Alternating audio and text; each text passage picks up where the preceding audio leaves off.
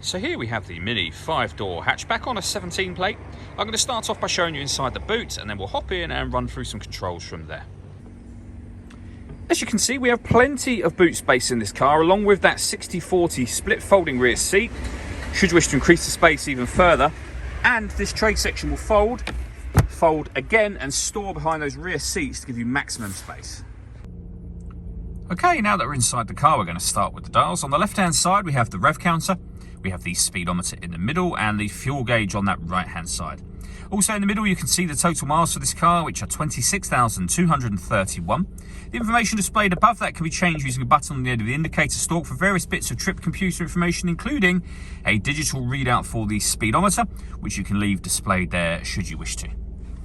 Backing out to the steering wheel, on the left-hand side, we have cruise control and speed limiter, and on the right-hand side, stereo and phone controls. You won't be able to use the phone controls until such time as you pair up the phone, which is done over on this central screen just here, underneath that phone icon, and then you can follow the instructions on the screen from there. All the movement that I'm making on the screen is all being done using this dial and the collection of buttons that surround it, but primarily you can do everything from this dial. So you can go to, for example, multimedia if you want to listen to your own music, and from there you'll be able to see that you've got various devices that you can plug in. They include USB input, auxiliary input, and you can stream your music wirelessly via Bluetooth audio as well. If you want to listen to the radio, you can do. We have AM, FM and DAB, as you can see. This car has also got satellite navigation. There's a full video showing how this works on our website and on our YouTube channel. Well worth checking those out if you have the time, but this is the XL version of the satellite navigation, so you get the extra wide screen. Really clear, very easy system to use. Under that, we have dual zone climate control, so you can adjust the passenger and driver temperature. You can increase and decrease the fan speed. You can determine what direction you'd like the air to be distributed in.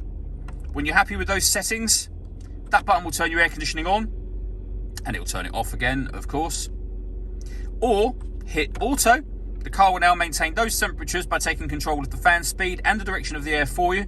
To override it, press auto again and you'll go back to whatever setting you had it on previously.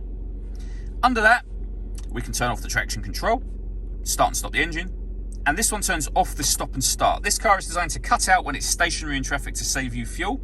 I've just turned that system off. We then have USB input, auxiliary input, and a 12-volt charging socket underneath that cap. A 6-speed manual gearbox, and then these buttons just here. So every movement of that will change the driving setup of the car. So we're in sport mode, we can go back to mid mode or green mode from there. All that leaves me to say is thank you for taking the time to watch this video. If you'd like to come and see the car in person and have a test drive, please feel free to call any of our MJA sites. We'd love to hear from you soon.